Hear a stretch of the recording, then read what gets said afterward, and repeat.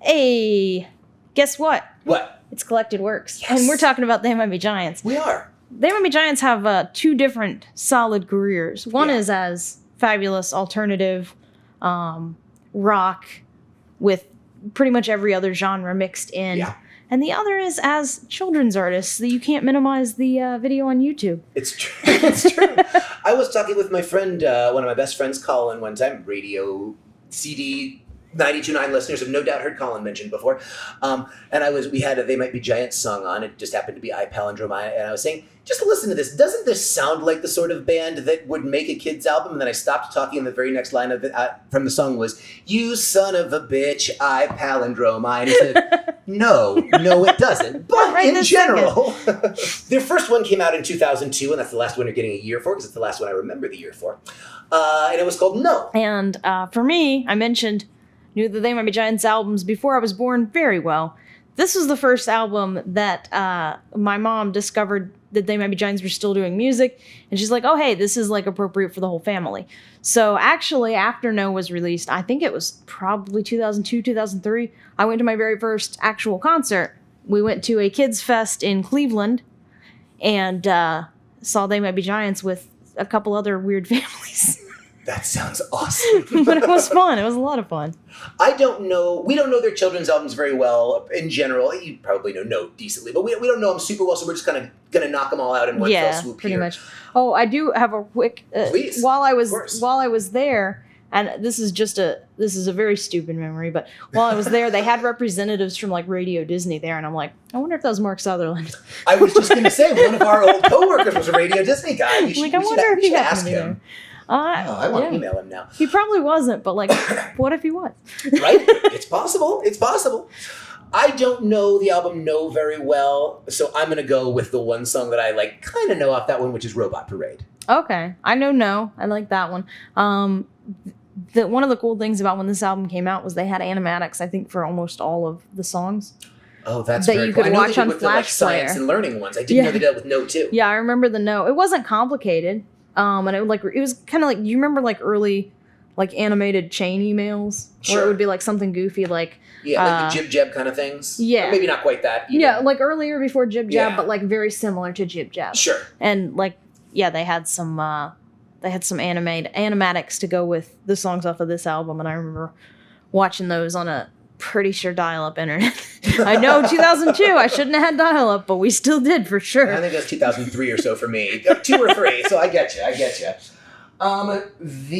There was an album between them. They did another album called Here Come the ABCs, which was released as both a CD and DVD set because they all have animations as well. That actually just got released on vinyl. They are shipping them out now. I gotta see if I have money in the accounts for that one, but I've got the DVD, and I was gonna say it's not just animatics; it's puppets. That one's puppets. Oh, I forgot they had puppets on that.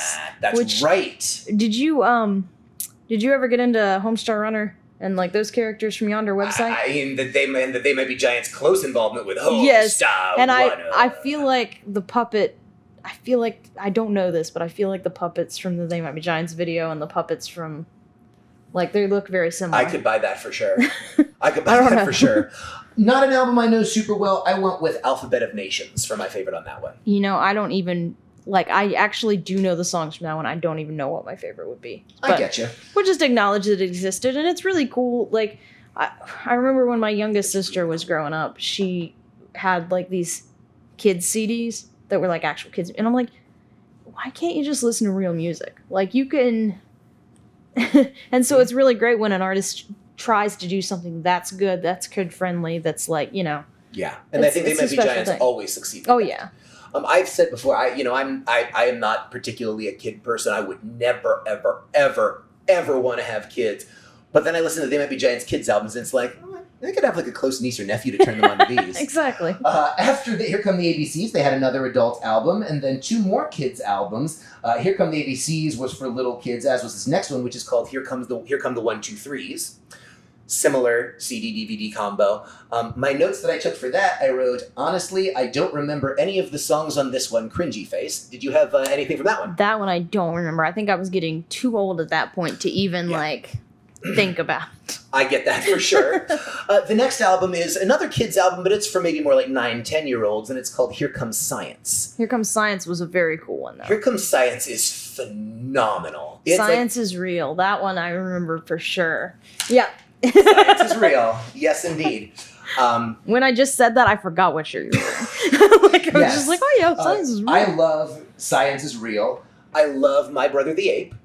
And they had, of course, They Might Be Giants did a cover early in their career as a standalone single of the classic 50s tune, The Sun is a Mass of Incandescent Gas. And this is the corrected versions on there? They have a re-recording of The Sun is a Massive... It's called Why Does the Sun Shine? And they have Why Does the Sun Shine? The Sun is a Massive Incandescent Gas. Followed by Why Does the Sun Really Shine? The Sun is a Miasma of Incandescent Plasma.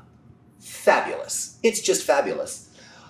Several more albums came out, and then in 2015, they brought back their Dial-A-Song service, which was, it used to be an answering machine. In 2015, which I mean, that just proves how much they were at the top of the cutting edge. Because what other band was... Yeah, we didn't even talk about that, you're right. Yeah, we didn't.